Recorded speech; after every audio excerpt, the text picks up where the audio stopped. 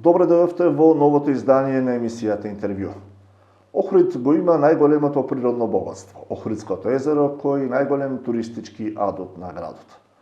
Одржливиот развој секогаш ќе биде императив и за властите, меѓутоа и за граѓаните на Охрид. Охридското езеро, старо неколку милиони години, треба да се зачува, а од друга страна максимално да се исползува за бенефит на заедницата. Пловните објекти од година во година во Охридското езеро се зголемуваат, односно нивниот број, а од друга страна регулативите постојат за сето тоа да биде во одржливи рамки. Денеска во студиото на Охрид Ньюс разговараме со капетанот на капетанијата на пристаништата во Охрид, задолжена за водниот сообраќај не само на Охридското езеро, туку на сите води, сите езера и води во Република Македонија. Илија Нодовски, добар ден, добре дојде. Добар ден, добре најдов, благодарам на поканата. Најнапред би сакал да те прашам да отвориме темата околу полагањето за управување со пловни објекти со оглед на фактот дека повеќе од 2 години, 2,5 години нема полагање за возачка за пловен објект за спорт и рекреација, а околу 2 децении кај нас барем во Охрид или во Македонија не се полага за управување со брод или поголем пловен објект. Дали сето тоа ќе се промени во догледно време? Благодарам на прашањето. Во моментов петокот ги објавивме термините за полагање за испитот за управувач на шамет за спорт и рекреација, кој после 2,5 години ќе се одржи. Имавме голем број на реакции од граѓаните кои очекуваат да можат легално да пловат со своите пловни објекти. Полагањето ќе се одржи во Охрид, хартиено ќе се одржи. Претходно беше под Агенција за електронски комуникации, се одржуваше во Скопје. Теоретскиот дел. Тој систем во моментов не функционира. Придевме на промена на законските решенија и правилниците и полагањето го враќаме во Охрид. Полагањето ќе се одржи во Охрид во Факултетот за информатичко општество Свети Апостол Павле, во просториите нивни хартиено. Имаме за оваа година неколку испитни сесии и тоа во првото полагање започнува на 30 мај, кој ќе се одржи во 10 часот во просториите. Исто така апелирам до граѓаните, приемот на документи во капетанија на пристаништата е 10 дена претходно, заклучно со 20 мај. Ќе има уште неколку термини, ќе има 2 термини во јунската сесија, во јули ќе има 1 термин, авгуската сесија ќе има 2 термини и во септември ќе имаме 2 термини. Граѓаните можат, заинтересирани кои се за полагање, да ги видат термините на Facebook страницата на капетанија на пристаништата или на веб страната на Министерството за транспорт. Се објавени, тука ќе бидат објавени и прашањата, вкупниот број на прашања е 300, од тие 300, 40 прашања ќе има на испитот за управувач на шамет. Исто така сакам да напоменам, испитот ќе се одржува во сите термини во 10 часот. Практичниот дел, веднаш кој ќе положи, веднаш ќе се спроведува пред капетанијата на пристаништа. Во истиот ден ќе се одржува и практичниот дел од испитот. Тоа значи дека резултатите од теоретскиот дел на полагањето ќе бидат познати непосредно по завршувањето на тестот. Негде за 40 минути до сат да се прегледаат тестовите и веднаш тие ќе се известени.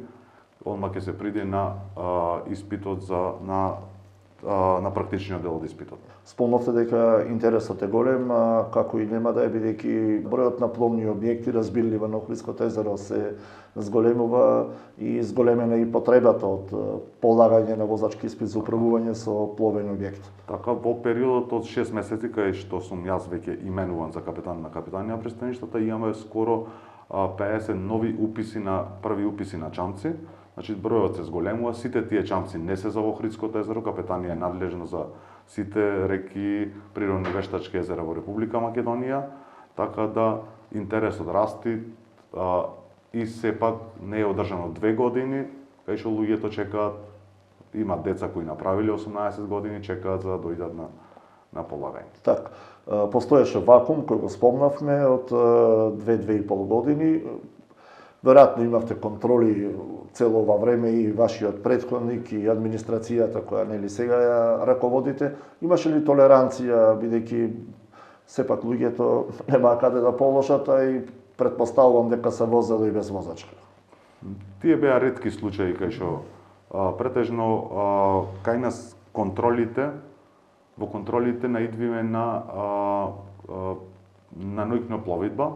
Тоа се тие така се дали рибари, дали претежно се казните за ноќна пловидба и имаме неколку казни за претовар на патници со катамаран. За да биде јасно за сите кои не следат, постои забрана за ноќна пловидба по 21 часот, така за одреден вид на објекти, тоа за пловни објекти кои не се регистрирани, таа забрана се однесува на пловни објекти за спорт и рекреација кои не се регистрирани за превоз на патници.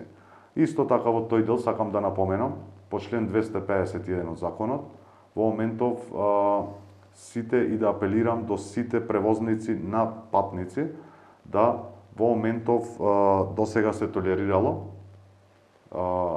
вршењето на превоз на патници без одобрение од општина Охрид. Апелирам до сите кои што немаат и не се регистрирани во Централниот регистар за вршење на превоз на патници, член 30.500, апелирам да се регистрираат и да си поднесат во општина Охрид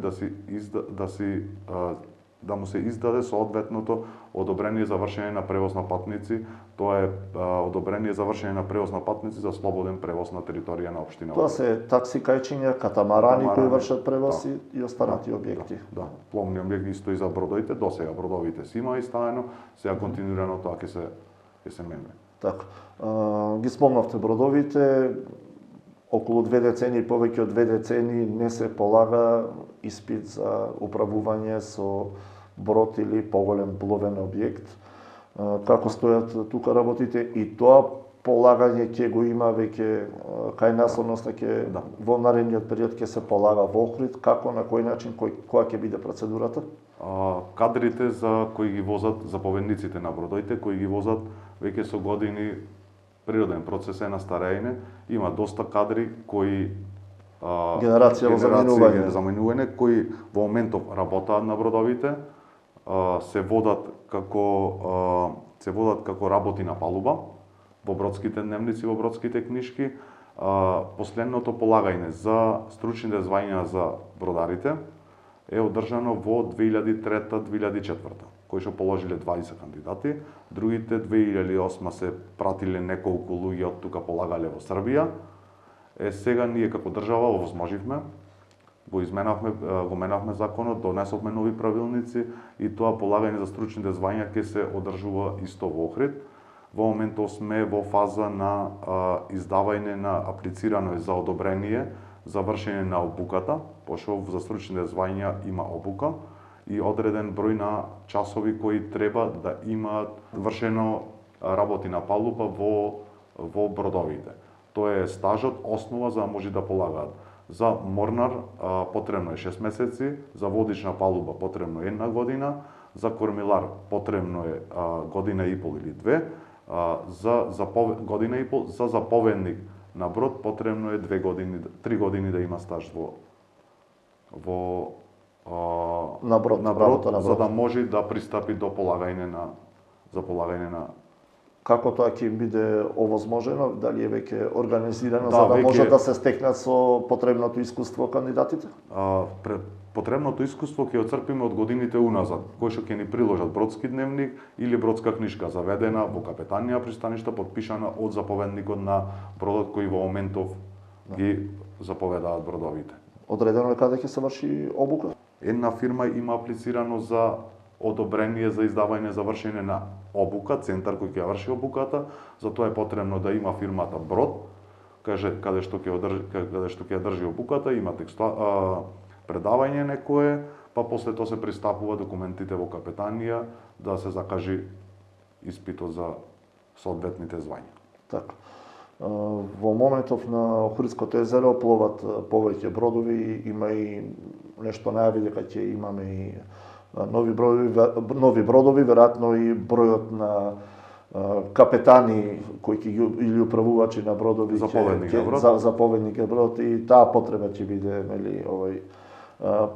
поголема и оттаму веројатно е добра вест за сите нив дека ќе може, односно ќе можат да го стекнат потребното искуство и да полагаат за соодветен испит тука во Охрид.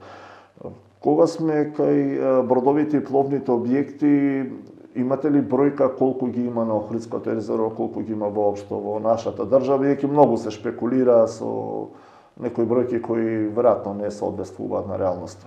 Во регистарот во Капитанија ние имаме околу бројката секој ден и во моментов се менува, околу 3400 пловни објекти запишани кај нас во регистарот на чамци. Од тие на ниво на цела држава тие пловни. Дел од тие пловни објекти има и во Грција. Има и во Дојранско, и во Преспанско, голем дел има и во на акумулациите во реките, и голем дел од тие чамци веќе се расходовани се во употреба. Се во употреба, а кај нас во регистарот на чамци се запишани. Така да бројот за во Охридското езеро би шпекулирал колку е точната бројка, негде околу 300 до 400 пловни објекти по бројката во каналот. Варира, таа бројка идат викенд, гости што идат со своји чамци, има доста популарно во сезоната, идат и доста странци од соседните држави со своји чамци кај што се земаат за привремена пловидба. Тие варираат и тие 20 до 30 во годината пловни објекти, варира зависност од сезоната и од годината. Како ги контролирате, што велат вашите контроли, имате ли доволно ресурси за да гарантирате безбеден сообраќај со оглед на тоа дека сезоната е на правото? Во моментов ние Капитанија располага со еден инспектор за внатрешна пловидба. Тој инспектор во моментов си ги врши соодветно своите работни задачи. Тука во голем помош морам да напоменам и голема благодарност до така наречената езерска полиција, гранична полиција, која ние се викаме езерската полиција. Правиме заеднички контроли со езерската полиција, ни излегуваат во сусрет и во моментов очекуваме дека ќе имаме добра и безбедна сезона во Охридското езеро. Потребен ли е повеќе стручен кадар во Капитанијата во овој поглед зборувам во контролата? Кои се вашите потреби? Веќе се разговара и се почнати постапка за промена на систематизациите. Потребно ни е најмалку уште еден инспектор за внатрешна пловидба. Другиот кадар располагаме со добар кадар. Еколошкиот момент е исклучително значаен. Спомнав и во најавата Охридското езеро, едно од најстарите во Европа, најголем басен со питка вода во овој дел од регионот или во југоисточна Европа. Езеро кое е природно светско наследство, заштитено од УНЕСКО со најголем број ендемски видови кои живеат во него. Се тоа представува обврска за сите нас, особено за институциите кои водите грижа за Охридското езеро во различни сегменти, пловидбата е вашиот сегмент. Сите пловни објекти кои во моментов се на Охридското езеро, најголемиот дел од нив, има исклучоци, се со мотори на внатрешно согорување. Тоа е една тема која се уште не ја отвараме, меѓутоа веројатно ќе треба да ја отвараме почесто. Дали се размислува, дали вие како Капитанија постојат ли можеби некакви иницијативи во догледно време за да отпочне процес на промена на моторите со внатрешно согорување, нивна замена со еколошки мотори, електрични и така натаму. За тоа веројатно ќе биде потребна помош од државата, тоа е скап, долг процес. Како размислувате во тој правец? Капитанија пристаништата е сепак орган за безбедност. Ние вршиме контрола на езерата и регистрација на пловните објекти, на чамци до 20 метра, 12 патници и 4 метра ширина. За тоа треба, мислам дека тоа е под Министерство за економија, каде што треба да се донесат некои регулативи, а мислам дека веќе и отпочната некоја постапка за тие регулативи, да знаеме да има дефинирано до која година какви пловни објекти може да се регистрираат, може да се царинат, а кај нас во моментов ние немаат граѓаните никаква пречка да дојдат и со стара. Ако дојдам со пловен објект стар неколку децени, нема да има пречка да го имате- регистрирам. Ако ги побинам царинските и останатите процедури. Техничкиот преглед кај нас немаме пречка, ние немаме некоја законска регулатива до која и каква еколошки стандарди треба да исполнува пентат Да. или пловниот објект. Јасно, меѓутоа околу контролата нели на пловните објекти и безбедноста, сите знаеме како и каде се точи гориво во пловните објекти, каде тоа гориво за жал делумно и завршува, каде се променуваат маслата, каде дури се репарираат и се градат бродови. Веројатно сето тоа ќе треба многу посериозно да го сватиме и да се соочиме со проблемот и да создадеме услови за поголема безбедност и во сообраќајот, меѓутоа и за живиот свет, бидејќи ова езеро треба да остане и за други генерации. Потребно и некои координирани заедни акции, каде што, ама се тоа, ние што треба да го скратиме или да го казниме, претходно треба да му овозможиме да може каде и непречено да функционира. Да создадеме соодветни услови. А како оди контролата на големите пловни објекти, пред се мислам на бродовите на Охридското езеро? Бродовите на Охридското езеро, технички преглед ги врши меѓународно признато здружение за регистрација на бродови, Биро Веритас. Тоа врши технички преглед на бродовите, по извршениот технички преглед од тоа класифицирано здружение за бродови Биро Веритас, доаѓаат кај нас со техничкиот преглед и ние му издаваме одобрение за да може да врши пловидба. Исто така, инспектор за внатрешна пловидба при капетанија на пристаништата врши вонредни технички прегледи на бродовите. Тоа се визуелни технички прегледи, хидранска мрежа, ПП апарати, моторите, натре, ентериерно, дали има некој надпукнување или некаков друг проблем. Исто така нашиот инспектор ги контролира бродските дневници, бродските книжки, бројот на патници. Бродовите кои се во Охридското езеро се во добро стање, значи досега се солидни во делот на моторите, така да досега очекуваме добра и безбедна пловидба. Во текот на сезоната ќе имате веројатно контроли на терен, се контролира бројот на патници, распоредот на бројот на патници, горе колку треби на палуба, колку долу во делот на. Се почитува ли тој момент, ве прашувам, причина што сите знаеме во 2009 во Охрид се случи најголемата бродска несреќа, трагедија која неверојатно него никогаш нема да се заборави и која опоменува. Се почитуваат ли повеќе правилата, прописите од големите превозници, иако и малите сите треба да ги почитуваат правилата и прописите?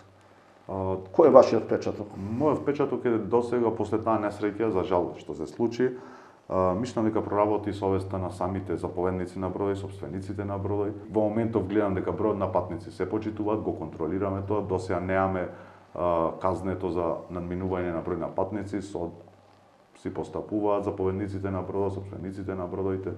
Како заклучок уште она што во моментов најмногу ги интересира охриѓани, дека по подолга пауза ќе има полагање за управувачи на пловни објекти и на мали, односно за спорт и рекреација, меѓутоа и на поголеми пловни објекти, бродови за стручни звања и дека тоа се почнува на 30 мај. Така. Верувам дека го задржавме вашето внимание, ви благодарам и пријатно.